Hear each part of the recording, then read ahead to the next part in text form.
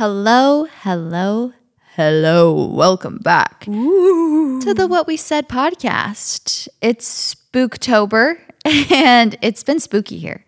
The fog has been crazy. Weather corner is starting fast and early, but I'm just feeling really in the spooky spirit.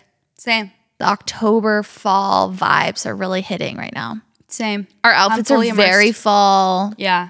I feel like if you guys are watching on YouTube, do you notice something? In my loafer era, I decided to, as I put them on today, I was like, oh, I'm a clown. Like, it's No, not at all. You know how do clowns wear loafers? Yeah, because something probably about what I was wearing, I'm like, I kind of feel like I have clown shoes on. However, I like it. Yeah. And with the oversized scrunchie, I'm kind of feeling like a 70s or 80s mom today or something. No, it's so cute. But thank you. Thank you for the compliment. These are super comfy. Yeah. And I like them a lot. The loafers. Those are like a similar... the mules, if you will. Yeah, like a mule loafer. I was saying like my favorite shoes on the planet are my mule loafers that I was like, I need to go reorder. And I went to go reorder and they don't exist anymore. Thanks a lot. Sam Edelman. How do you say that? Edelman, I think. Please make more and restock them because I went to go link them too because I'm like, everyone was asking me like, these are genuinely my favorite shoes. I've like worn them to the actual ground. And they don't exist. Why do they discontinue good things? I don't know. They always discontinue. The Kindle Oasis. Yeah. As well. Is it discontinued? Like they don't make it anymore? Apparently discontinued in the US because it was Amazon Prime Deal Day or whatever, which how often does that happen? Because that just sneaks up. And then I see people being like, it's Amazon. They have all these different days. Prime Deal Day, Amazon Prime Day. I don't know which one. I don't really know what it was, but... I saw a bunch of people posting about it and I was needing to get some like new oven mitts, just some things that, I could get off Amazon. So I was like, oh, I should take advantage of the deals. And then I was realizing I feel like one thing from Amazon that I am obsessed with, that if I want to influence people to buy one thing that would actually better their lives, it would be the Kindle. I have the Kindle Oasis. So I posted about it and I linked it and then I realized even on my end, it was like, you can't, like, it wouldn't ship to my address. I'm like, that's weird. And then people are like, oh yeah, no one in the US, like if you live in the US, you can't get that anymore. It's discontinued in the US. And I'm like, okay, what? Why? So then I linked to the they paper, won't discontinue ingredients that are poisoning us, but they will discontinue the Oasis. Yeah. Amazing. We got Red 40, but we can't do the Kindle Oasis anymore. Yeah, exactly. So I then linked the Paperwhite because you have the Paperwhite. I know a lot of people that also have it. But then I felt bad because I was confusing everyone because my picture was of the Kindle Oasis. And then people were like, wait, so is that the one you have? And I'm like, no, but it's discontinued anyway. I was like, why did they discontinue the things that we love? I feel like that happens a lot where it's like this one item, like when Taco Bell decided to get rid of potatoes. It's like, why? Why are you doing this? They got them back, but... Always my favorite item on the menu. I'll go back to like, oh, we took that off. For what? Why? Because it was my favorite? Is this something personal against me? Personal vendetta. Yeah. Yeah, I don't get it. I don't know. I'm sure there's a reason. I haven't looked into it at all as far as the Kindle goes. But wait, how do we get talking about the discontinued? Because the loafers. Shoes. Yeah. I know. I don't ever really understand that, but I'm sure they've got their reasons. Yeah. They're capitalistic reasons. I'm sure they do as well, but it's not good enough for me, whatever it is, because I actually get so annoyed by that all the time. Also, speaking of that, I wasn't even planning to, talk about this. I was going to keep it to myself because I've really been trying to not be annoyed by every little thing. It's not working. The plan is not working, but I just feel as though, and maybe tell me if I'm the only one that thinks this, that products and some of my favorite products that I buy, whether that be food products, like baby items, just regular knickknacks, the wrapping or just the quality of the item, they'll be so good at first. And then I'll be buying them so loyally, or like I'll be so loyal to the product. And then I realize, I'm like, wait, the wrapping is like so hard to get off. Like I'll try and take the plastic off the top and it's like sticking to, it's just like the quality of the item goes down and down and down. Do you know what I'm talking about? Like you get an item like once and and then like after you've gotten it 5 times, you feel like the quality is worse the 5th time? Yes. Or what? Yes. Like of the packaging of Things it when are you're harder opening? to open. I think that's the main thing. Products have been, maybe I'm just getting weaker, but products are more just like the actual literal packaging? plastic and the packaging is worse and worse and worse. Like they don't care that it takes me 20 minutes to like get this plastic off the top of it, or that I know what you mean. like something about the packaging. I'm like, were things just better quality control back then? Now it just feels like once this company blows up, and it's like, well, not literally blows up, but like, you know, they It's get popular, the quality goes down. I think that would be My favorite. I think that's valid. Like I think that might happen. Mm-hmm. It bothers me so bad. Once your product gets big, or sometimes companies will sell their company to a bigger company and then they don't care as much. They'd rather just have cheaper packaging or something. But I don't know. I haven't really been thinking about that. It makes me so mad. Like it actually makes me so mad. I notice it on everything. I know that McDonald's owns Chipotle. Really? Yeah. And I've been really upset about that ever since that was like years and years ago. McDonald's. Really? Yeah, isn't that crazy? I didn't know that piece of information. Yep. Well, you learn something new every day. And you think that the quality's gone down of Chipotle? Yes. Since McDonald's bought it? Yes. Really? Just again, maybe just everything just has gotten worse. But I swear I have this favorite hummus that I've been buying for years. You know the hummus. Mm-hmm. I'm not going to, talk negatively about them because I love it. Don't tell me it's hard to get off the plastic now. It's so hard. Like the plastic getting off, and then once you get it off, it's like stuck, and then I have to cut. I have to get my scissors out and cut around so that the plastic comes off the side. I'm like, this is not normal. That is not user friendly. I was actually having that same experience the other day with it wasn't cream cheese. Oh, like Parmesan cheese. Yes. I had to physically cut That's the exactly thing. what I'm talking about. I'm like, what? Why is this? It's like on soap. It's like, instead of just making this easy for me, it's like, okay, what is happening here? And maybe I have no patience, but I'm like, what is happening here? I know. It's kind of like, I don't want to get into like, I love customer service people. I love you. But sometimes I'm nicer to them than they are to me. And I'm like finding myself apologizing to them. And I'm like, wait, I came into your place of work. Like, why am I now like being literally berated by you? And like, you are in such a bad mood and not helping me at all. I literally went to a coffee shop, and I'm not expecting them to go, above and beyond for me. I'm really not. I know they don't get paid enough for that, but I'm just like, at least give me a smile, or like at least help me a little bit. If I'm like, I try and ask very reasonable questions, I'm not going to make you do crazy things. But I had just gone there. I had literally just woken up, and I was looking at these two burritos, and they looked so similar. I was literally looking at the ingredients, and I'm like, what is the difference? Like, what is the difference between these burritos, and why are they different menu items? Like, I'm literally trying to, while everyone's waiting for me behind me, I'm like, what is happening? Like, what is the difference between these two burritos? So I ask her, I'm like, can you tell me like the main difference? Like, is one a spicy? One's really creamy? Like, And she's like, well, if you look below, the description's right there. I said, she literally points to it as I'm looking at it. She's like, if you can see, it's right there, the description. I'm like, so what was the difference? I still don't know. Like maybe there was salsa on one, or like they had very spicier, similar ingredients. Like one was hotter than the other one. And I was like, oh, okay. I literally was like, I didn't want to be like, I can read. Thank you very much. Like, I didn't mean to come here and literally feel like an idiot. I just wanted a burrito. Like, do you know what I'm saying? Yeah. Just like little things where I'm like, why am I now? Oh, I was literally like, I'm sorry. I'm so sorry. Like I was apologizing to her. And I'm like, okay, now I'm leaving and I'm feeling like an idiot. And I got a burrito. I don't know what's in it. No, I mean, yeah, that's a little much to be like, it's right there. Or like the straws behind the counters. Like you can't reach the straws. And you're like, can I have a straw? They're like, yeah. Like, was I supposed to come behind the counter and get it myself? I'm so sorry for bothering you. Again, I love service people. Thank you for holding our communities and our society together.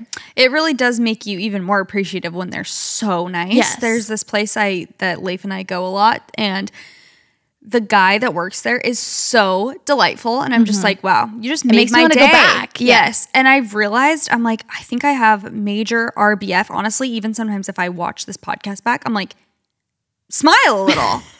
Literally an old guy telling you to smile. You look better when you smile. I'm like, no, literally. I need to like smile a little. But, you know, sometimes when people just smile a lot, it's like I notice so much because I realize how rare it is to find someone that's just always like, it's just so much more approachable and nice when people smile. And yeah, there's this one worker at this place we go, and he's always just so nice, upbeat, and like smiling the whole time. And I'm just like, such a you are the difference. Sweetest. You have great energy. Yeah, it makes a big difference. Again, I know everyone has their off days, but I think I have to physically fight against becoming like Karen-like, you know, where it's like asking for what I deserve. Asking for what I deserve. I deserve to know the difference of these burritos. You know, just be like, oh, okay, sorry. Like I would have said, oh, I was reading them. I didn't see a difference in ingredients. Like what was I missing? Yeah, I was so taken aback though. Like I was so, and I'm telling you, I just woken up. So I was like, oh, okay, sorry. And I said that. I was like, sorry, I just woke up. Like my brain's not working or something. Then I'm like, okay, so I'm like, so sorry, queen. Gets on your knees. I'm sorry. I'm so sorry for being an idiot. Don't let me ruin your day. Well, now I'm curious what the difference of those burritos were. I'm going to do some digging. Same. I still don't know. There isn't. It's just a trick. Literally. This show is sponsored by BetterHelp. Halloween lets us have fun with what scares us, but what about those fears that don't involve zombies and ghosts?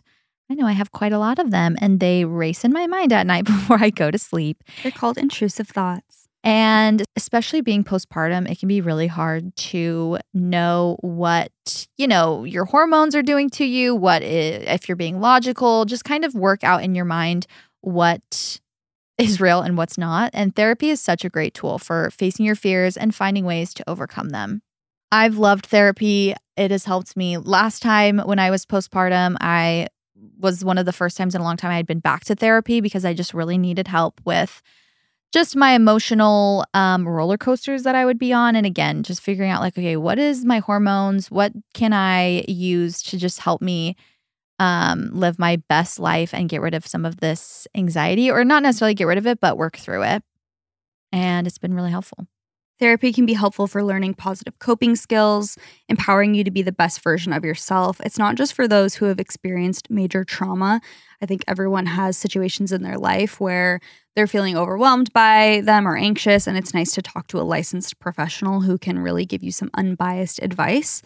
So if you're thinking of starting therapy, give BetterHelp a try. It is entirely online, designed to be convenient, flexible, and suited to your schedule. Just fill out a brief questionnaire to get matched with a licensed therapist and switch therapists anytime for no additional charge. Overcome your fears with BetterHelp. Visit betterhelp.com/whatwesaid to get 10% off your first month. That is BetterHelp, HELP.com/whatwesaid.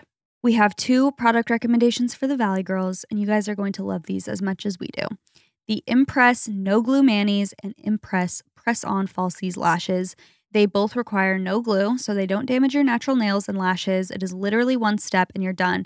There's no mess, no annoying drying times. This is so nice to elevate your look without breaking the bank, going to a nail salon, or getting your lashes done. I personally love a false lash for a night out or for a photo shoot. They have endless lash options. They have really natural looking ones, which I prefer. They also have voluminous and wispy ones if you want a more bold look. I love putting lashes on the outer corners of my eyes to make my makeup pop a little more. It also always photographs really well. The press-on falsies have a unique underlash application for a seamless look and have a self-stick technology that keeps them secure and in place for up to 24 hours. They're really simple and easy to put on. Sometimes false lashes can feel intimidating, but these ones make it easy. You can wear them every day or for special occasions. Having my nails done is something that really helps me feel put together. I feel like it completes an outfit and is a simple way to upgrade my look and make me feel confident. The Impress Press-On Manis are so great and easy to use. No glue needed, just peel, press, and go. They have different color options like French tips, neutrals, bold colors like red, which is perfect for fall. They have a patented super hold adhesive for up to a 7-day secure hold. So Impress nails have a comfortable and natural feel and fit, which is really, really nice. And most importantly, they don't damage your natural nails. These are beauty must-haves, and it's so nice that you can use them quickly and effectively from home. Of course, we have a code for you guys. So visit impressbeauty.com/whatwesaid and use code whatwesaid at checkout for 25% off Impress Manicure and Press-On Falsies. That's code whatwesaid for 25% off Impress Manicure and Press-On Falsies. Check it out. But anyways, that was a negative note. Let's think of something positive. Well, this isn't something up with you? This isn't something positive. What's been up with me is just the same old same. The home projects never end. I feel like we just have people over at our house working on it 24/7 on like just all these little things. Like we got doors made for our hall closets. We're fixing up our coffee nook, kitchen, like cabinetry situation.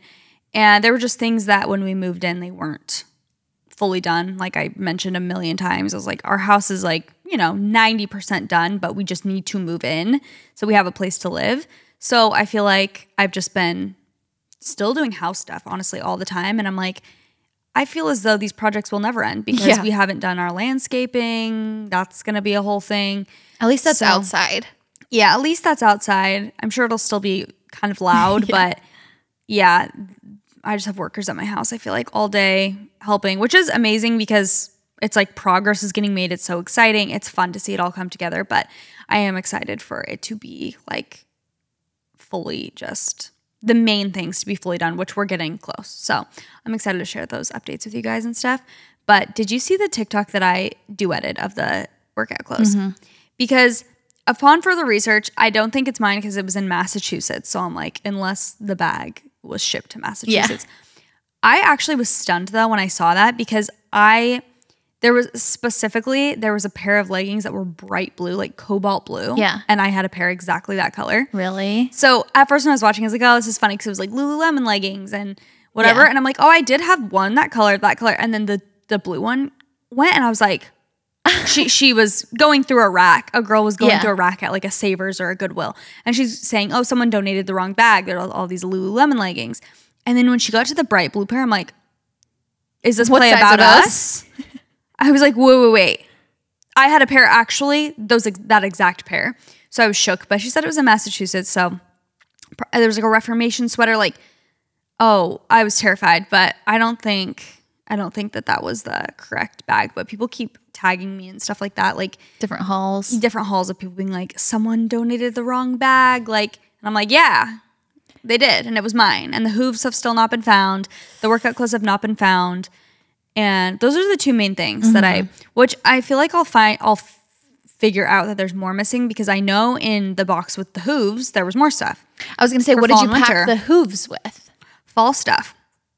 And I found a lot of fall sweaters and stuff, but I'm like, also, that's how I know I love something is if I'm like consciously looking and missing it. Looking for it and missing it. Like, obviously, I want it. If there's stuff that I'm missing that I don't even know about, okay, I obviously didn't need it.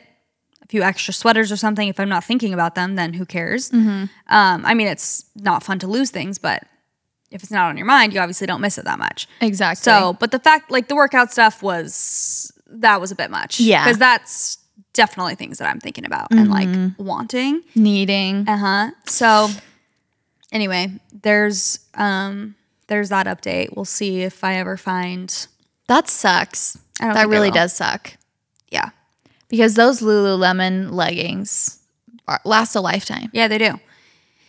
I know. And like I said, it was like a collection that was built up over years too. So it wasn't just like, oh, I had, 2 pairs of leggings in there. It was like, that was my whole, all my stuff that I used for walks and workouts and everything. No, that would make me so mad. And specifically, all of my stuff because I packed it all away when we were living somewhere else temporarily because I was so pregnant. Yeah. I was like, I'm not going to use any of this stuff. So I packed every bit of it. The Uggs besides one pair. Is so sad, really. I'm so mad, and I'm like, am I really going to buy another pair of these? Because exactly. That's like, okay, I'm not going to buy another pair right now, but then if you're missing it so much, it's like, well, I want them. I want them. Dang. No, I wanted to tell a story on the podcast that I was revisiting in my mind that I'm like, I've never told this on the podcast, and I'm ready. I think that we need to talk about it. So, is it old or new? It's old. Okay. This is when we lived in LA, so it was years ago. And I was telling someone this past weekend, and we were just laughing, and I'm like, I need to tell this. on the podcast. This has nothing to do with the concept of today's episode, which is that it's cuffing season. We're going to read some dating stories, and I'm really excited to get into those. This is completely out of left field, okay? Just a random tidbit. But when we lived in LA, there was this CBD stuff that I would use at night sometimes. And the beauty of it is that it was marketed as like it has no THC. It's not going to make you high or anything. It's just like the CBD, like a dropper thing that you put under your tongue. And it just helps you like relax and sleep better. So I had started using it, not every night, but just like sometimes I'd be like, oh, I want to use that calming stuff. I really did feel as though I don't know if it's placebo or if it worked. To me, I was like, I feel like this really does make me feel more calm. And I had also heard something about, they tell you how much of the dosage is, like, use this much of a dropper. And I remember it saying something like, you can, if you're like nervous about it, or something that I was reading was like, you can start with super low dosage. And then if you're like, okay, I can, maybe do a little bit more. I don't know if there was, I digress. I'm not going to get into that. But anyway, I had used it a few times, but a tiny dose of it. And I was like, I feel like I can do more. Like, I kind of want to be even more relaxed. I want to knock out. I want to conk out tonight, I'm pretty sure the dose, the recommended, was supposed to be like a third of a dropper. Yeah. I did 3 droppers, full. 3 full droppers. And I don't remember what possessed me to do that. Or if I missed, because I think I had thrown away the packaging and maybe I didn't realize the exact dose. Because I'm kind of scared of stuff like that. So I would never have been like, oh, I'm going to do a lot of this. Yeah. Like, that's not what maybe the goal you saw was. 3. The number 3. I think I saw the number 3 and I was like, okay, I'll do 3. Like, I think maybe it was supposed to be 1/3 of a dropper, and I saw that it could be 1. In my head, it was you can do 1 to 3 droppers. Oh, no. 1-3 being 1/3, and me thinking, okay, so I can do anywhere from 1 to 3 droppers. Sure, I'll do 3. 3 full droppers. Okay. I go to bed that night. Good night. I wake up in the middle of the night. And I feel so weird is the only way I can describe it. I'm like, I have to pee. I wake up because I have to pee. And I sit up and it's just like my head is like, and it feels so heavy. And I'm like, my head is 6,000 pounds. Like, okay. The craziest part, I don't recall why I would feel this way. Yeah. So it's not like immediately I'm like, oh gosh, maybe it was that CBD stuff. Like, I have no idea what's happening. I wake up and I'm like, I am unwell, but I'm like, I have to pee so bad. I get up out of bed. I don't wake Leif up or anything. I get up out of bed to go pee, and I'm just like, like my whole world is like, my head is literally 1,000 pounds. I'm walking down the hall, and I'm feeling like my head on either side. It's a wide hallway, and it's a super long hallway if you remember our LA house to get to the bathroom. That hallway was so long. So long. Like a runway. Yes. I thought that either side of my head was going to touch the walls on either side of the hallway. So I am walking through the hallway. I'm going to give a visual for our YouTube. Yeah.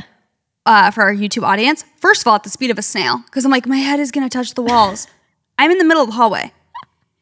I'm like this, in the middle of the night, 3 a.m., walking through the hallway.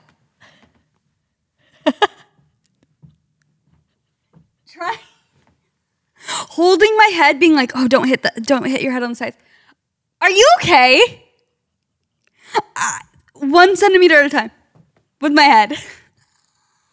I get to the toilet. I did not know that. I'm screaming. I get to the toilet and I pee. And I'm just like, this is so weird. I feel so weird. But again, not connecting the dots. I'm like, why do I feel so weird? I get back in bed. Shocking I didn't wake Leif up, because I feel like usually if I'm ever anxious or something, whatever, I'll like wake him up and be like, I feel weird or something. I don't know. But I had never felt like that before. Yeah. Again, wasn't connecting the dots. That is hilarious. You guys, I get back into bed. I'm feeling just kind of anxious and stuff, but I end up falling back asleep. When I wake up in the morning. I thought you also said that the hallway looked like it was getting smaller and smaller, like as you were walking. Yes, too. as I was walking, it was getting smaller. That's why I felt like my head was like going to touch the side. So I'm like holding my head to like, because I don't want to bump the sides of it, but I'm literally in the middle of the hallway. Like it's getting to like one of those fun houses where like the door looks tiny. Yes. That is so funny. So then I get back into bed. I fall asleep. The next morning, I look at my phone. My phone is open with all these Google searches. Head is heavy. Why is head 100 pounds? Why? Head feels huge. Head feels huge. When I sit up, head falls back. Like, I'm like, are you okay? I was sitting up in bed. Also, this is the other thing. I was like testing it out. So I would like get up in bed and then I'd be like, my head felt so heavy that I would like fall back and I'd be laying there. I'd be like, oh gosh, I need to get back up again. So like sit up again and then be like, whoa, and just fall back. I'm like, oh my gosh. Anyway, that's hilarious. So that is I my have actual tears. CBD gone wrong story that apparently like it had to have had some THC or something in it or maybe it didn't, but whatever. I don't know what. That certain one had like the tiniest amount of THC. Okay, well, I've never been high since that fateful day. Like, I guess I have been high feeling that. And I'm like, well, I don't know. I don't think I liked that experience. No. So we'll see if I'm ever open to doing that. It just seems like it was not for me. But again, I didn't know. Like, that was obviously not intended for someone to ever have that much. Right. Of that specific, like, oil. Yeah. So be careful when you're dabbling with CBD and things. I've heard people have kind of similar experiences like that if they take like an edible or something, like, you know, have kind of a weird experience. But it was just so bizarre waking up in the middle of the night and feeling like that feeling. But then also, like, it wasn't until morning that I could understand the reasoning behind it. Yeah. Like, you'd think that I would be like, oh, okay, it's the CBD. Yeah. You couldn't like get back to earth. No. Was just so confused. And then when I woke up, I was like, oh my gosh, like that wasn't a dream, number one. Yeah. Because I'm seeing all the Google searches of head is 100 pounds. Why is head falling back? I'm sitting up. Why is my head falling back? I'm like, geez, Louise, there's like 20 searches. That's crazy. I don't remember that. Like that you didn't remember searching that. Yeah. It's crazy. I know. Anyway. Jeez. There's my story for today that I thought I would share with the class. And yeah, maybe be cautious when you're dabbling. Who knows? Yeah, seriously. Maybe take the recommended dose Yeah, amount. maybe be a little cautious about the dose because that was quite, I mean, obviously I was completely fine and it was more just like a mental weird thing. But I'm like, you don't want to mess around with taking way too much of something. Like, heaven forbid you did that in the morning. Yeah. During the day and you're like had to function. I know. That's crazy. Yeah. That reminds me, yesterday, actually, Nick was playing with the boys and we have these like little fidget spinner, they like suction to the bath. So like you can play with them in the bath or like you can put them on like, we put them on like a play table for Elwood to play with. Yeah. And they suction. So they have like a little suction and then you can like spin them. Yeah. And they both, like, Case and Elwood both love them. They're just, like, so fun. They have, like, little ladybugs on them or whatever. And Nick was playing with them. This did not occur to me. Like, I was eating, I think I was eating lunch while Nick was doing this in the family room. So I saw it happening, but I wasn't, like, in the experience with them. But Nick was, like, they thought it was funny because Nick would, like, put it on his head and, like, have him spin. Yeah. Like he'd put it right on his forehead if he's spinning. Yeah. So they'd be like looking at him and think he was so funny. And Elwood was like, he was just like hypnotized. Yeah. By it. And after Nick gets up and looks at us, huge hickey right on his forehead. No. Purple circle on his forehead. I'm like, oh, at first it looks kind of red. And I'm like, oh my gosh, Nick. I start busting up laughing. I'm like, you got a mark from that. And he's like, you're joking. He goes looking where he's like, oh my God. And he's like, well, is this going to go away soon? He's going on like a golf trip this weekend with all of his guy friends. Like he's been literally like so excited for this, like has new golf outfits for it. I'm like, he's like, yeah, how long do you think this is going to last? I look it up, 3 days to 2 weeks. I'm like, does it fully look like a hickey? It is a purple circle. Like looks like a bruise almost. Like looks like a shiner, but it's directly symmetrically like in the middle of his forehead. I was cracking up. Me and my mom were dying.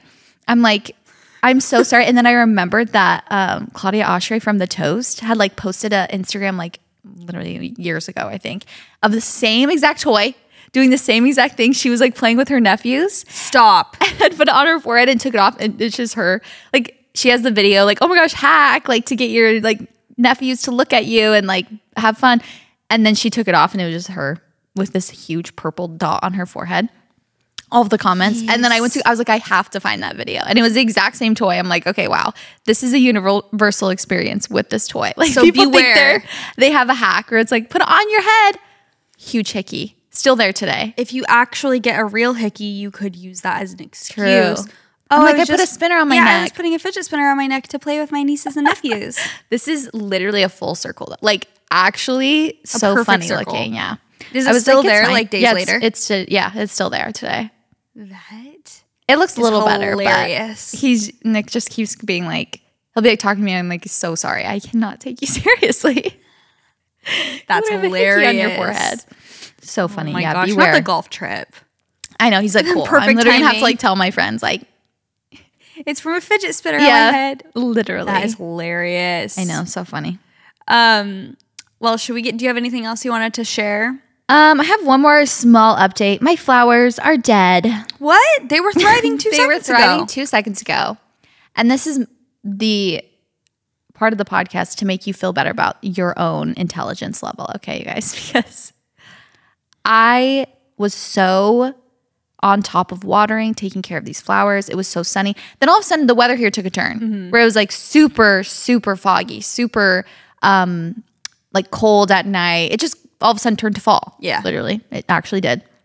Kind of overnight though, honestly. And in my head, I'm like, oh, it's fall. This is when plants die. So like, bye, flowers. It was nice.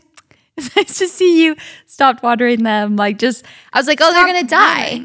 Yeah, I just stopped watering them every day. They're just going Yeah, I to was like, die. oh, that's just the circle of life. Like, seasonal things, that's what happens. Like, plants die in the fall and then they come back in the spring, but they're done. But when you planted the flowers, did you know anything about the season at which they were supposed to be planted? Yeah, I mean, it was summer, so it was like full sun. I knew they were getting full sun. I think it said annual, but I didn't really. This was my popping the cherry, if you will, of getting into gardening. Yeah. So I was like, okay, I'm just going to try with these flowers. I'm not going to try with produce yet or anything like that. So in my mind, I genuinely was like, oh, this is the perfect time. I did it at the beginning of summer, full sun, blah, blah, blah. So then once they weren't getting any full sun anymore, I'm like, okay, well, they have no chance at life, Yeah. See, and maybe they didn't. So I just literally didn't water them for like a week or two. And then they were skeletons of themselves. Like, yeah, they're just dead, brown. So some of them were, salvageable. But I was surprised at how quickly they died. My mom was coming as well. My mom was in town and she was, she's very experienced at gardening. She does like, actual food and things like that. But, so I was like, I'll just have her help me when I come back. So we just replanted some of the ones that lived, like that were still, salvageable. And then we replanted new flowers. So stay tuned. Okay. And she was telling me, she's like, those could have lasted a full year. Like you could have just been like trimming them and watering them. Like they would have been fine. I just like literally was like, bye. Happy fall. It was good seeing you. Yeah, I don't know anything about plants. I didn't either. So now it's looking better though? Yeah, well, yeah, it's looking way better. I replanted. They're all fresh. I got some new flowers in there too. And also I was like, well, now that I'm more experienced, I know I can keep flowers alive. I was just kind of getting like the easiest, like, yeah. I just took random flowers. I was a little more picky with what flowers I wanted, things like that. I put some herbs in there, getting crazy. Put some rosemary, cilantro. Stay tuned. So I'm looking for a plant for my living room, and I found this gorgeous plant at this store, and I was asking the lady, how hard is this to keep alive, or just like how much maintenance does this plant need? And she's like, yeah, it needs quite a bit of maintenance, like it needs to be and like I was like, say no more, like I'm not getting this plant. Yeah, because it was really expensive as a big plant, and I'm just like, can't start with that. I can't start with something that I know needs a ton of maintenance that I need to like do research on. Like I'm not going to just buy this plant before I know what to do. Yeah. So I still feel like just because our house is like so chaotic still and we're having people over and I feel like my mind is a million places, I'm like, I cannot commit to this plant right now. But I want to eventually be in a place where I can commit to whatever plant and be like, okay, this is my routine and this is where it needs to go and all of that. So we'll see. Yeah. Where the plant journey takes me. I just indoor plants, right now. The app Planta is so nice. If you guys have never heard of it, you definitely need to download it if you have indoor plants. I've never tried it with outdoor plants, but I'm sure it works for them as well. But it like is so nice for the amount of, I never realized how important it was to take into consideration how much sun they're getting and where they are in your house. Like you can't just put them in random places. Right. Like, oh, back in this little corner, because if it doesn't get sun and it's a, you know, it needs a lot of sun, that kind of plant. Some of the plants need less sun. Some of them only can handle so much sun. Some of them can use direct or like be in direct sunlight. Sometimes plants don't do well like that. You got to repot some of them when their roots start. There's a lot to consider, but Planta really like lays it out for you so nicely, reminds you when to like mist them, when to water them, when to I need to get that for my plant in my bedroom because I definitely don't want that one to die either. But that one's a little bit more, it's like easier maintenance, which is why I wanted it. Yeah. So yeah, stay tuned for both of our planting journeys. Leif really wants to have a garden in our backyard as well, just like gardening boxes. Yeah. So I know. We're going to have to lean into the lore. Yeah. The gardening. It's I don't know anything fun about that. It's so addicting. And I'm so excited about the herbs even just to like, you know, if I need cilantro for a recipe, I don't have to run to the store. I can just so go outside. And we live in such a great place for gardening. That's why my mom is like, you need to grow stuff. Like the people. We can grow a lot of different things. Yeah. Here. When she sees like, we'll go on walks, she's like, oh, this person needs to put plants in their yard. Like when she is the neighbor, she's like, let me take care of those plants. Yeah. No, but she'll be like, oh my gosh, like people, when she sees someone actually taking advantage of the fact that you can grow so many beautiful plants here, she'll be like taking pictures on her plant app of like, what is this plant? Like, what is this plant? Yeah. I find myself becoming her every day. Did you know you can do that? This tree is gorgeous. On your iPhone? Yeah. Yeah. It's so crazy. I know. She doesn't have an iPhone.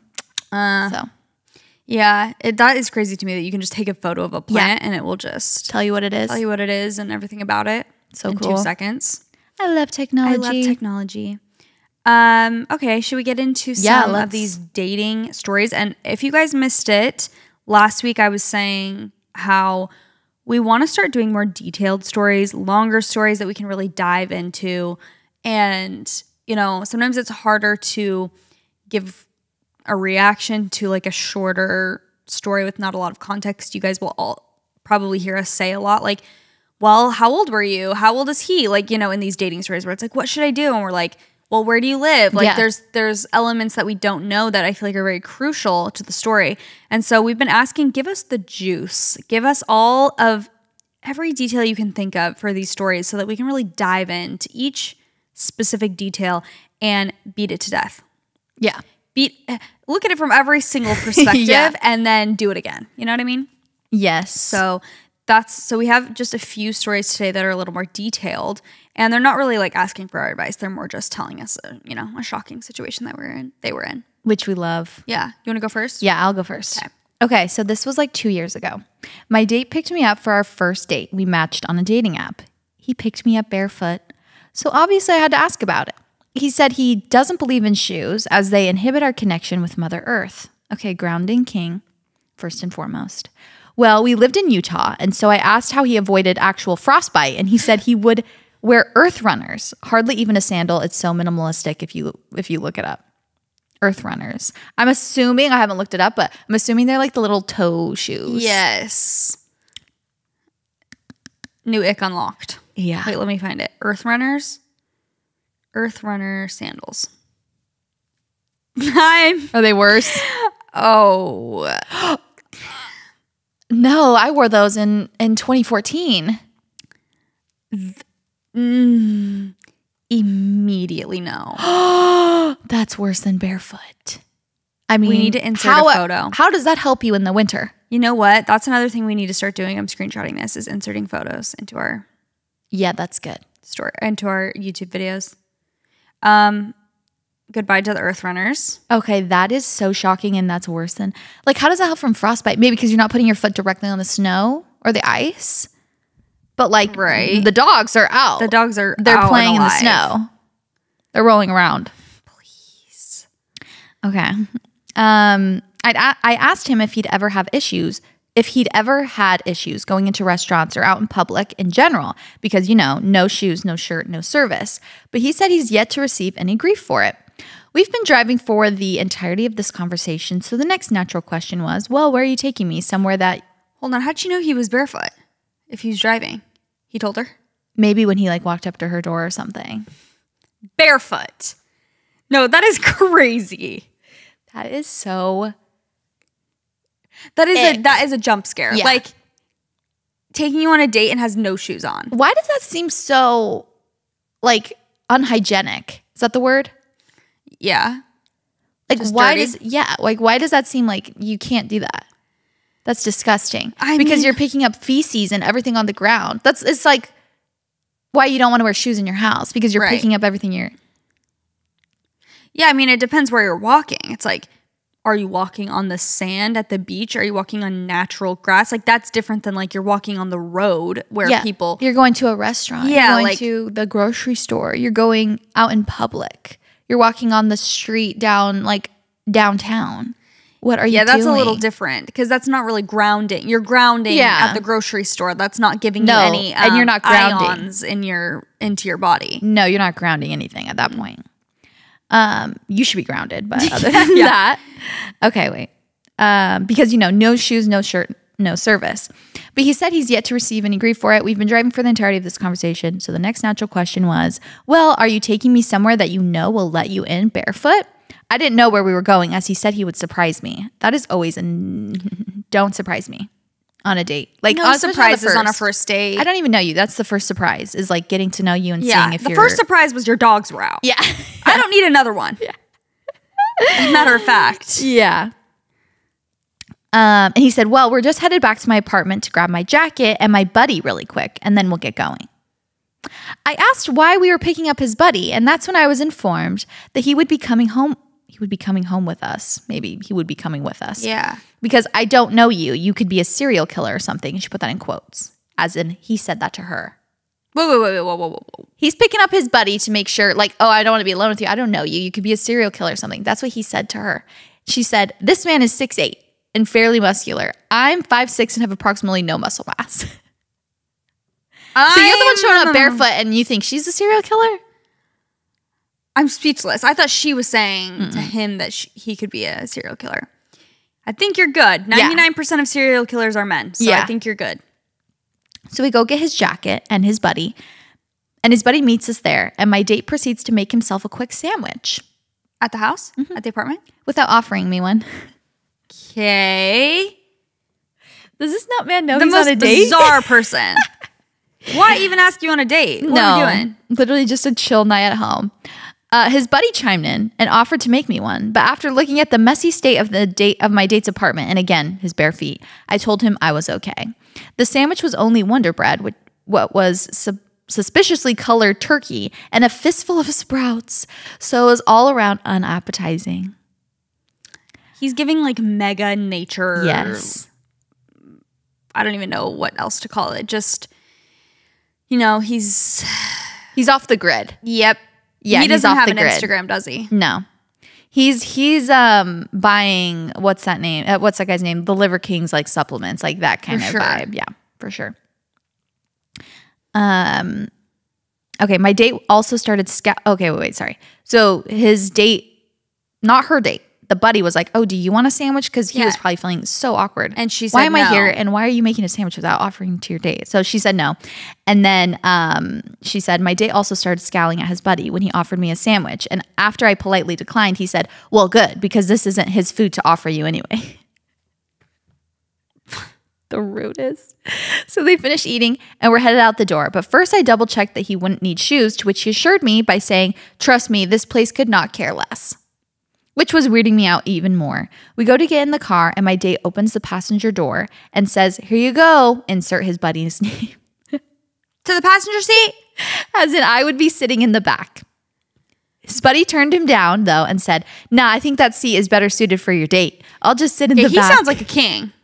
Yeah, you need to be At going on this a date point, with I'd be that guy. like, can he be my date? Literally, like, what are you doing? Facilitating like us meeting or something? Or you guys are on a date and I'm the third wheel? Like, what's happening? Okay. So I was lucky enough to get passenger seat. We started driving and I'm talking to my date's buddy the entire drive, not my actual date. And when we hit our first lull in conversation, my date asks if I like bonfires. I said yes and asked if we were going to one, to which my date said, "I hope so." I'm genuinely so confused. But I can tell we're in Provo Canyon, so I thought maybe it was just a poorly executed sarcastic response. We pulled up to a parking lot, get out, grab our jackets, and start walking towards a trail. I triple check that my date is okay to walk through the woods barefoot, to which he responds, oh yeah, this will be a breeze. It's my training for my barefoot ultra marathon tomorrow anyways. Tomorrow? I'm sorry. Yes, he was being serious. He showed me his registration confirmation and everything. And I Googled it after the date and the ultra marathon was in fact real. Tomorrow. That's the part I'm stuck on. My barefoot ultra, his main personality trait is being barefoot. Honestly, love that for him. You know, that's what I was going to say. So if being barefoot out in nature, like, yeah, okay, that's, you want to do that, walk around on a hike barefoot. That's connect with nature, yeah, connect with the earth. Great. It's dirt, but you're not coming back in my house with that. Like you have a footbath at your front door if that's the case. Yeah, for sure. Okay. We get out of the parking lot to the trailhead and my date asked me 1, 2, or 3. I responded with 2. Why? To which he said, sweet, we'll crash the second bonfire we find then. I'm sorry. It was some single adult wards bonfire, which is like a church, like group. Not young, we're talking plus 30 years old. And we had to pretend we were part of the ward and make everyone feel bad for not recognizing us. I'm not going to lie, making up stories was kind of funny. But I felt bad because the bishopric was scrambling to figure out who we were. Bishopric, for those of you who don't know, is like the like leaders of it. Like they are kind of in charge of all of them. The ward, like of the group of the community. Yeah. I'm not gonna lie. Okay, yeah, sorry I said that. We ate some s'mores and roasted Starburst. That's so classic. And left, and I ended up getting ghosted.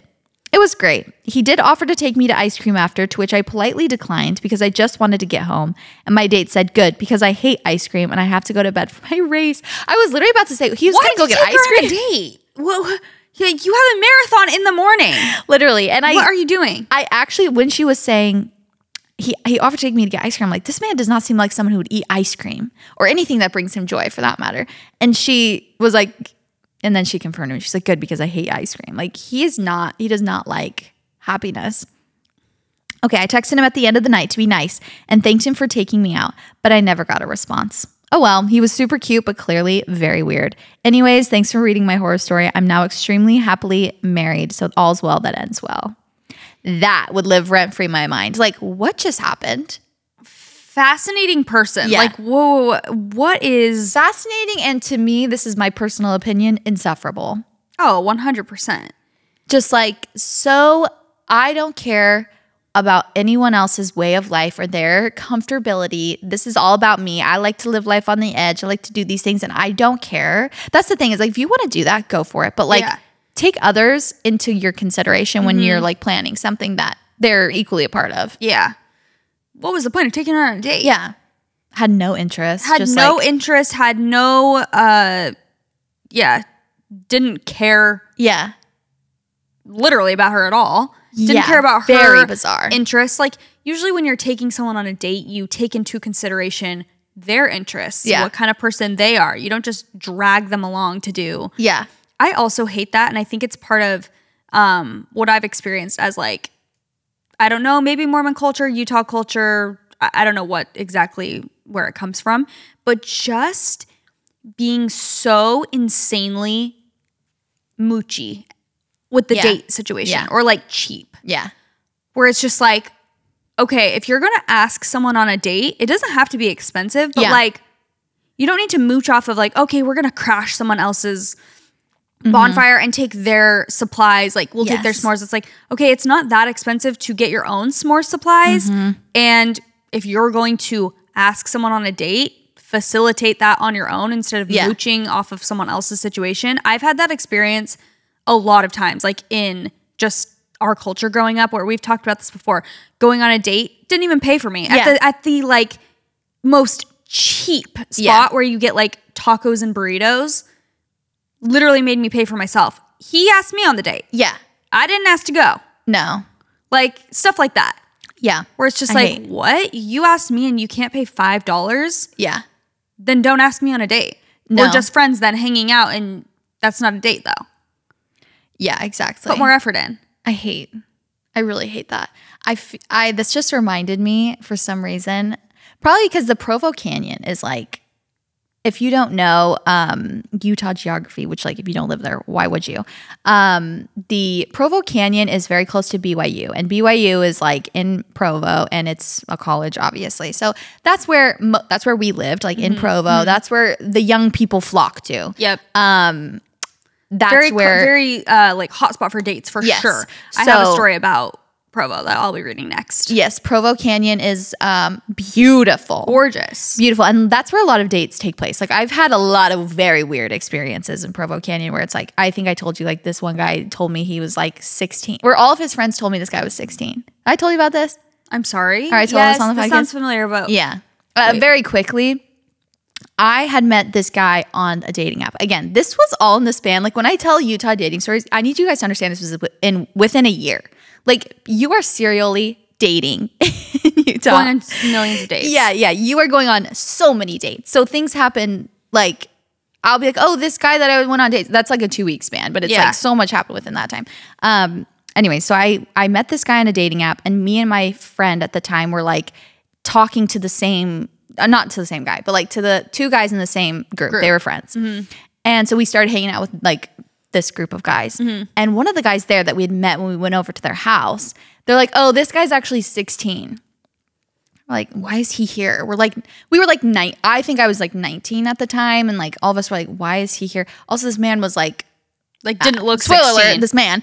Yeah, I was like, he literally looks older than all of you. They're like, he's 16. He just like, but he would just like come in and out. And I'm like, okay, that's very weird. Like, why are you guys hanging out with a 16-year-old? We had never spoken. Like, we were just like, hi, like, you know, and then we would go off and do our thing. Yeah. I was not hanging out with him at all. And then he calls me. The 16-year-old. Yeah, he calls me. And he's like, hey, so-and-so gave me your number. Like, I'd love to take you on a date. I'm like, sir, you're 16. And he's like, no, I'm not. And I'm like, yeah, they told me you're 16.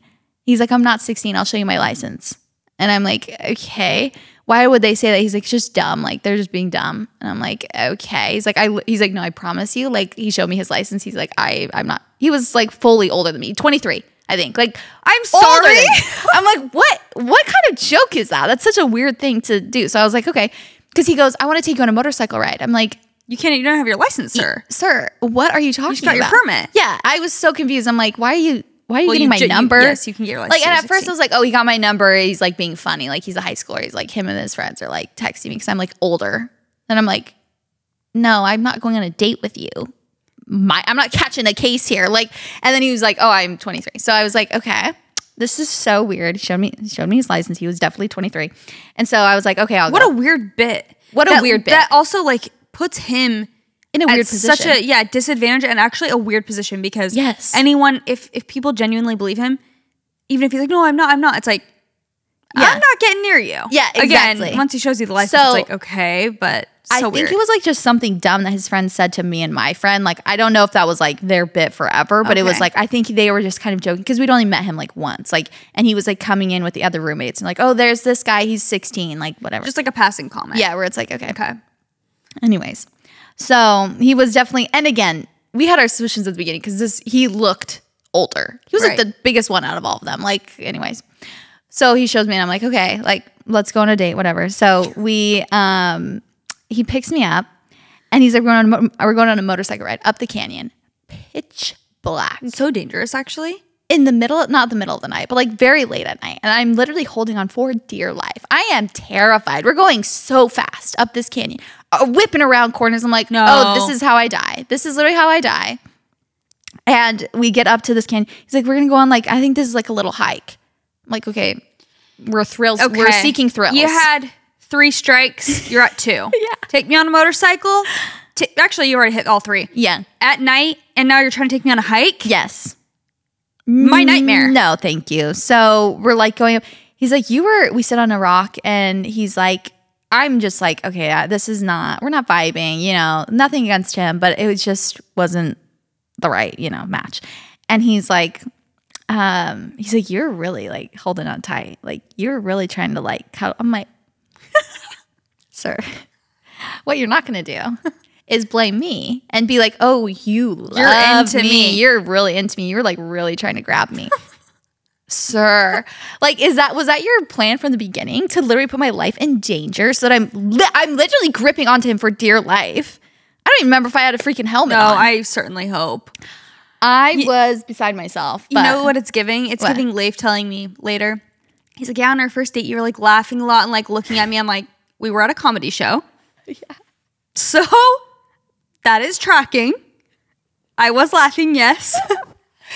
Literally Nick as well. Is this a freaking universal experience? Our first date, he's like, we're gonna watch Pitch Perfect. Brings out a chair for a single person. He's like, we're gonna sit here. I'm like, okay, I have this much room. I'm like, okay, so I'm like kind of sitting on him. He's like, you were like really trying to cuddle with me. I'm like, you're like, what choice did I have? What choice did I have? Literally like holding onto the other side of the couch like so awkwardly. Like, okay. Think through this. So funny. Anyways. Leif always, later we were talking about how like me and Leif have rehashed our first date. And he was saying how, you know, if someone is like interested in you, they'll like if they think something's funny, they'll like kind of look at you to like see your reaction, you know, whatever. And I'm like, okay, I see what you meant. Yeah, that I was like engaging with you as well. It's not like I was obviously having fun and interested in you. Yeah. But it's just such a funny thing to say. Like you were laughing and looking at me. I'm like, and that was the point. There was comedians. Yeah. Yeah. No, but that is actually diabolical, taking you up there and then having the audacity to be like, you were holding on tight. Why do you guys do that? Remember we would hang out with this one group of guys in high school, me and you.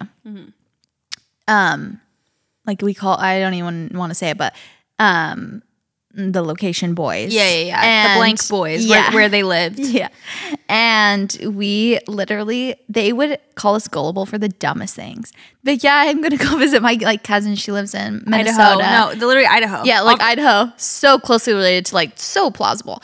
And we're like, oh, that's fun. Like and they'd all be like, you believed us? Like, you're like so gullible. Huh? Whoa. What about that is non-believable? Also, we just met. I don't know anything about you. I don't know any part of your history or where your family is. They'd be like, Idaho's one state over from Arizona, babe. It's real close, actually. It's two, but it's close enough. It's in the same geographical area, okay? Yeah. They'd be like, oh, this guy's middle name is Ryan. We're like, oh, that's cool. Losers. That's not his middle name. Like, you guys are so gullible. We're like, can you come up with something a little crazier? Like, that is not.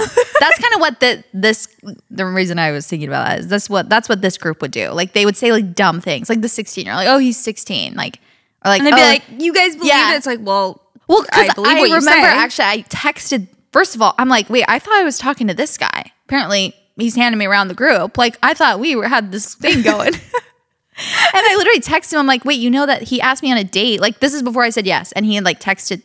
I got his number, or he got my number. The 16-year-old, quote unquote. Okay, I'm trying to make it very known that like I literally was not pursuing anything when I knew he was 16 and actually never pursued anything. Yeah. But I texted him. I'm like, wait, you know this guy got my number? Kind of like your little high school friend got my number.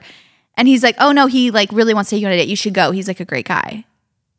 I said, now, sir, what we were doing this last week would not lead me to believe you're literally like his wingman.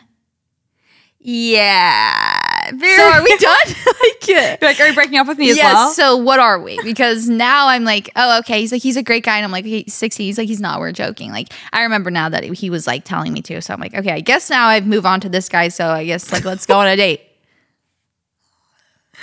Beyond. And like, he gave you a great recommendation. So beyond. That is so crazy. Okay, sorry. Like, I know this is not my dating history lore episode, but we got to talk about it in Provo, I met this guy on a dating app when I went there, literally when I was probably 18, like super young, before I lived there. Mm-hmm. I was there for like a couple weeks, I think. I was like staying literally on my friend's couch. And it was my birthday. And literally I meet this guy, or I text, I'm so desperate. So I'm like talking to this guy. So desperate. Literally like he wants to go on a date, but it's on my birthday. And I'm like, okay, I'm not going to say anything. And he's like, let's hang out, you know. So I'm like, okay, whatever. I don't tell him like this date is on my birthday. I know, but I have never mentioned the last part. So he takes me on a date, whatever. It's their birthday. He didn't pay for me. It's your birthday. Yeah, it's my birthday. He didn't pay for me. We're out at Sonic. And I'm like, oh, well, I get Sonic. This. Yeah. That's what I'm talking about. Yeah. And he doesn't pay for my corn dog and some tots. No, he can't pay for my Sonic Blast. I'm getting a Sonic Blast. I'm like, do I get anything for free for my birthday? And he looks at me. He's like, it's your birthday? I'm like, yeah, it's my birthday. Like, whatever. It's not a big deal. Trying to be so cool. Trying to be so cool. Such a big deal. Literally my 19th birthday. I'm like, okay. To me, it was a big deal. Yeah. But anyways, I'm so desperate. I don't even care. I'm like, whatever. And we finished the date. And still didn't pay for you. Still didn't. No. At that point, he'd already paid and whatever. We were done. So he was like, oh my gosh, I feel so bad. Like, it's your birthday. I'm like, yeah, it's whatever. I'm thinking this is the start of something new. Like, I'm thinking this romance is like going to be like budding into something. I try and like, I think either he texted me that night or something. We were like talking. And then I text him maybe the day or so after, be like, hey, like, what are you doing? Like, let's hang out. Unbeknownst to me, he's in the military. Sends me a selfie on a helicopter, literally in states away on a helicopter. He's like, okay, I've never been ghosted that hard before. Quite literally deployed the next day. I'm like, bye. Never mentioned it to you on the date. No, maybe it was like in his bio or something, but like never mentioned he was leaving. Never mentioned, maybe they don't know, but like literally was like, I'm sorry, I'm gone. He actually wasn't. He just like wanted to get away from me. He's like, he has that selfie on lock. I see him like next week at Provo Canyon with another girl. I'm like, interesting. At Sonic. Yeah. Different girl though. Literally in his full like built. I'm like, oh, wow, okay. That was fun while it lasted. Yeah. I'm screaming. Just again. The breed of men. To reiterate, guys often will not like date you to, they say they want to marry you. Like, and especially in Provo, it's like, I need to get married, I need to find a wife. But it doesn't seem like that's their agenda. They'll literally like take you on a date, be like, this is awesome. One day our kids they'll be like so into it. And then the next day they've moved on and you're like, wait, what? I'm so excited about this sponsor. It's Posh Peanut. So I just ordered a case a while ago, these dinosaur pajamas from Posh Peanut. They're like a really cute green color and then they just have dinosaurs all over them. And it is so cute to see him in those pajamas. My mom was in town and I put them on him and she was like, those are the cutest pajamas I've ever seen. And they are Posh Peanut. So your kid grows fast, but that doesn't mean they have to outgrow their favorite items after only a few months. That is one of the most annoying things about buying baby clothes or little kids' clothes. They literally grow out of them so fast. Like if you buy something in a couple months, they might not fit into those clothes anymore, but Posh Peanut gets it, which is why they make super stretchy and colorful clothes that seem to grow with your child, so you'll get longer wear out of those adorable styles. The pieces are made with ridiculously soft viscose from bamboo that stays soft even after you wash them over and over again. I love these types of just soft, stretchy pajamas for Benny.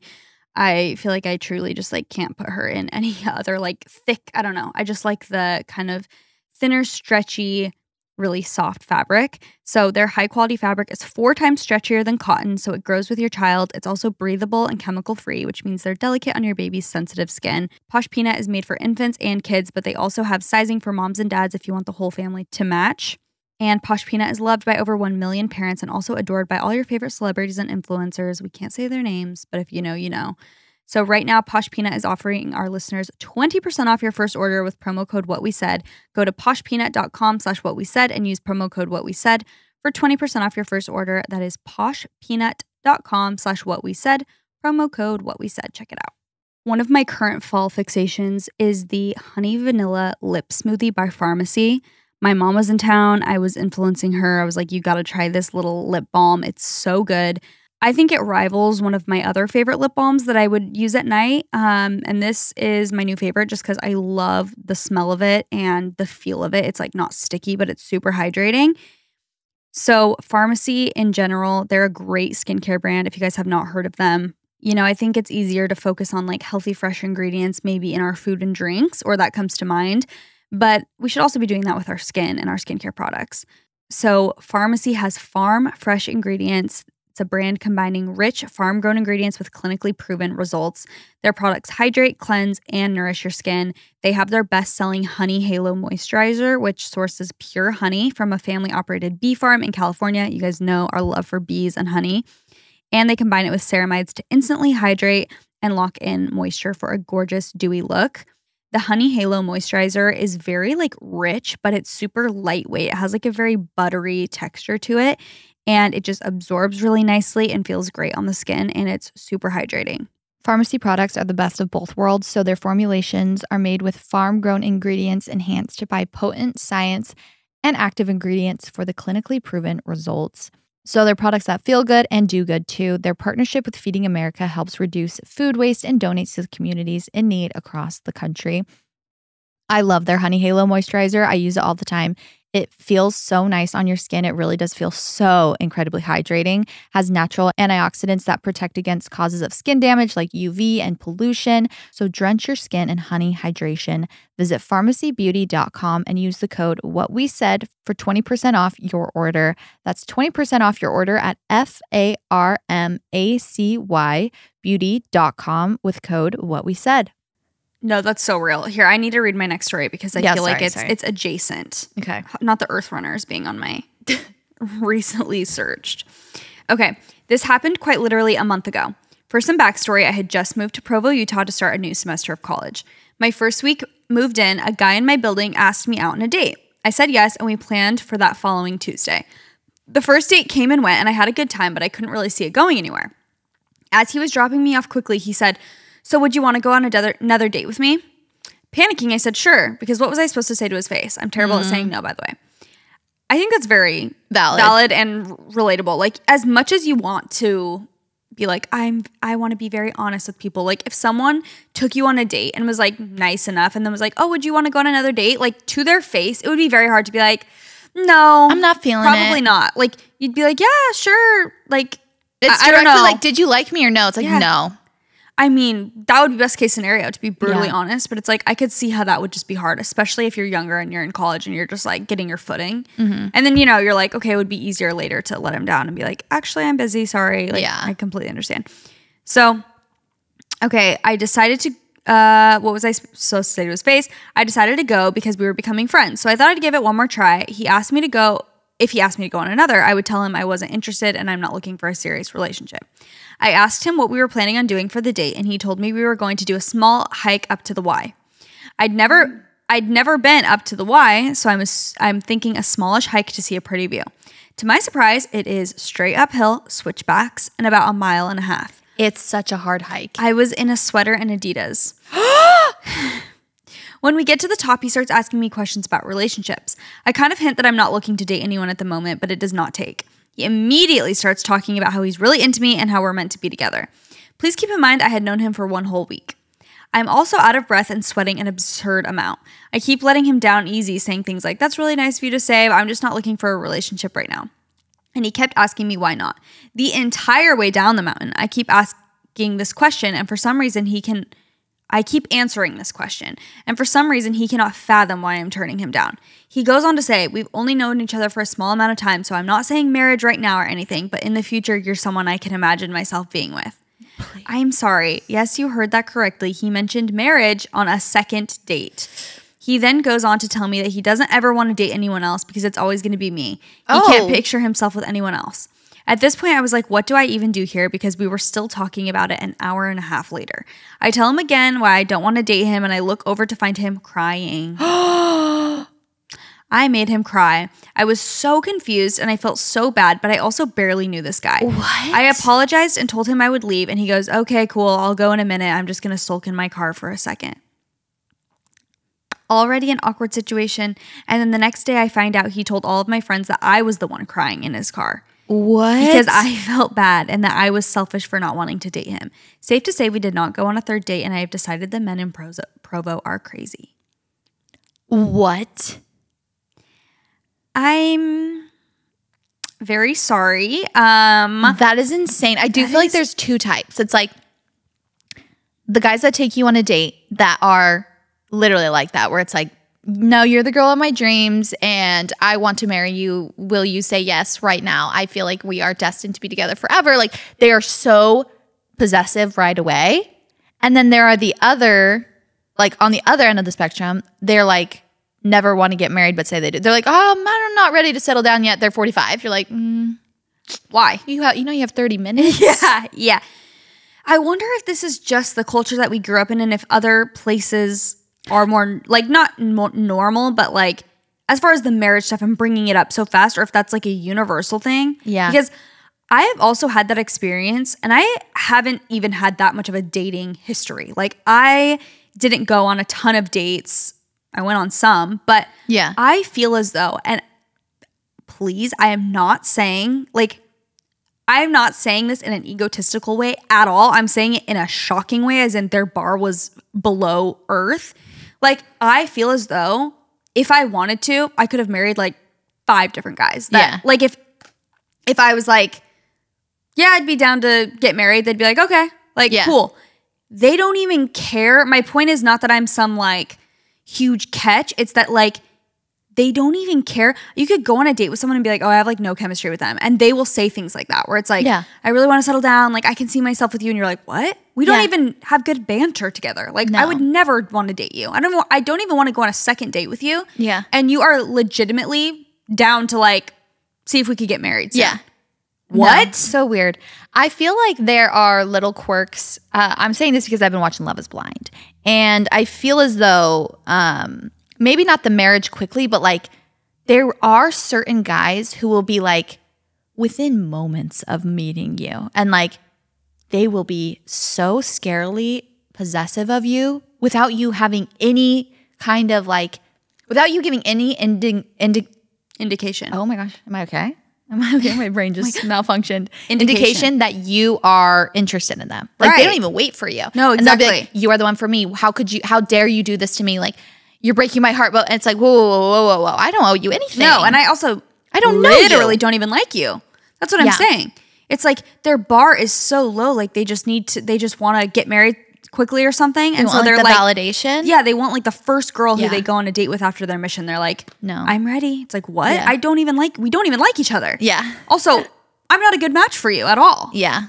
I know. It's so bizarre. But it's like you said, there's one of two camps. Or, I mean, there are also middle of the road normal guys, but there are some who are the opposite, where it's like, you can't get them to settle down. Just save your life. Yeah.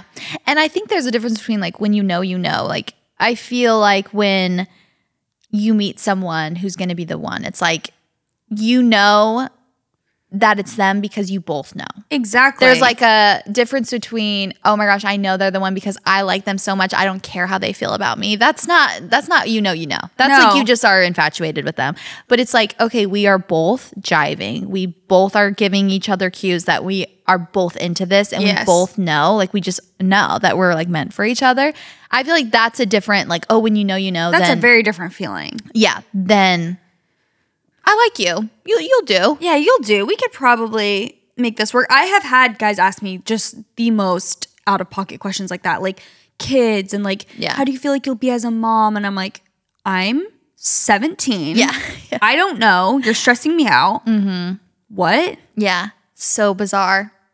It's wild. So weird. I feel like you just have to go through, well, most people, they have to go through lots of frogs to find their prince. Whenever we would have live shows and we would ask, like, how's the dating scene? The whole crowd would be like, horrible. Like in every city we went to, everyone's like, horrible. So I'm not saying this is exclusively Utah culture, but I feel like a lot of our listeners write in about these stories, and we can just relate because that's the culture we grew up in. That's the culture I feel like I dated the most. Again, I was only like 19, 20, like literally 18 to 20 years old when I dated there. So it wasn't even like late 20s dating. But we should ask for late 20s dating in like cities. Yes, because I feel like that would be a completely different experience. I'm sure there's still out of pocket things that happen, but they would be very different than these like when you're in college and you're dating in Utah. It's like there's a different culture. Yeah, we need even like early 30s dating, maybe dating after divorce. Ooh, like that's a good one. Older generation dating. Yeah. Because those are a whole different, those are all different issues. Yeah.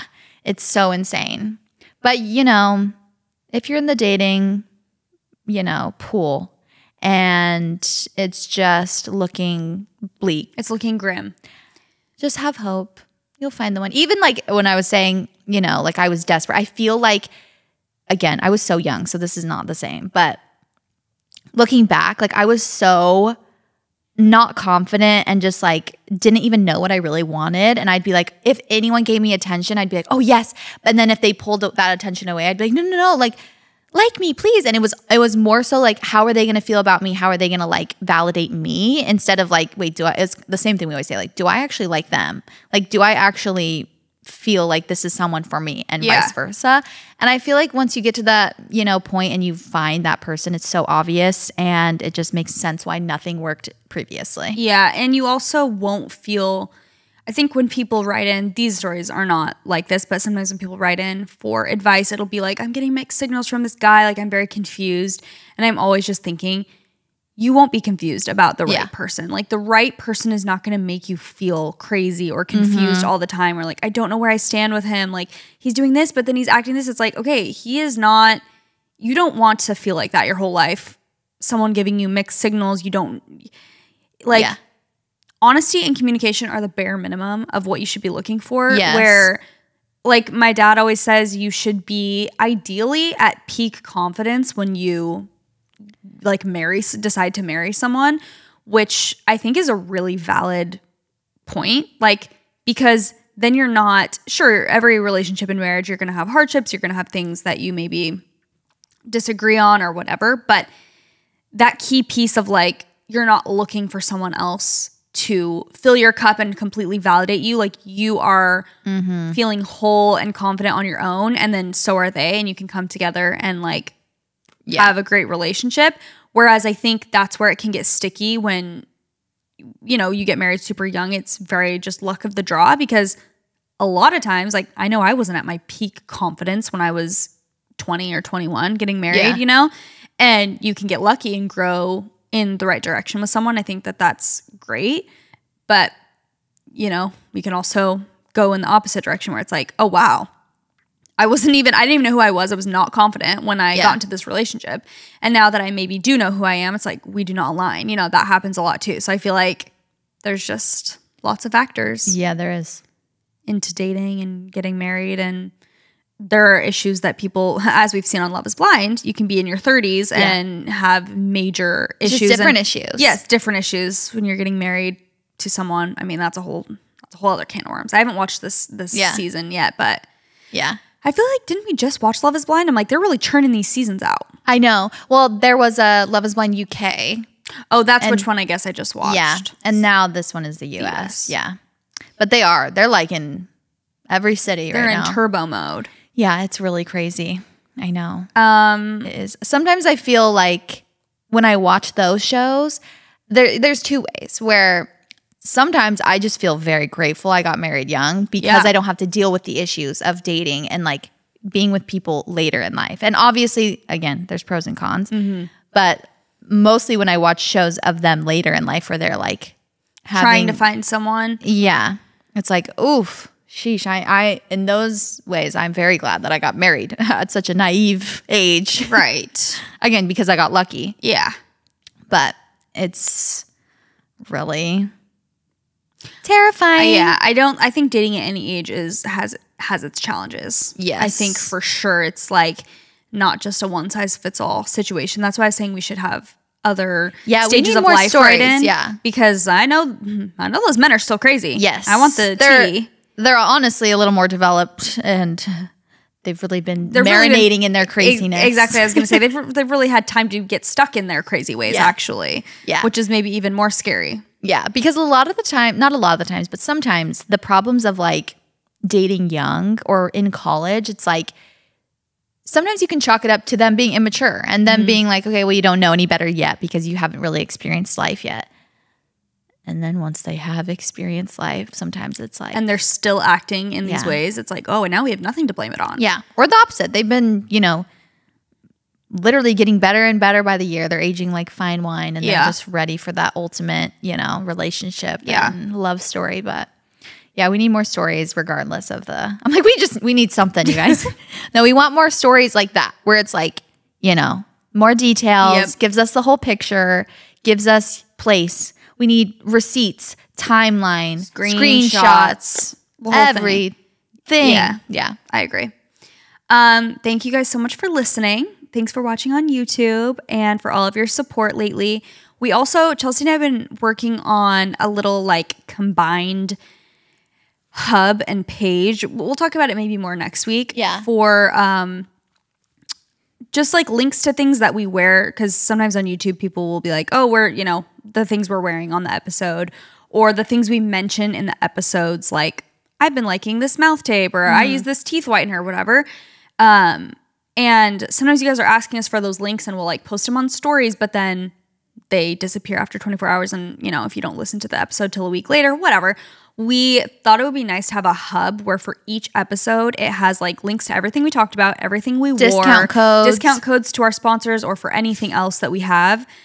Just so it's like all in one place. And so we'll link that either if it's up right now, we'll link it below. But if it's not yet, just know it's coming. And we thought that would just be really, really nice. I'm excited. I'm excited about it. I just feel like it's very like user friendly and a great little hub for us. So stay tuned for that. I always say like the important updates for literally it's like very end. Who's even still listening? We can talk about the beginning next time too. Yeah. We'll talk about it more next week, because hopefully then it will be like fully ready and we can link it and everything too. But anyway, thank you guys so much for your support.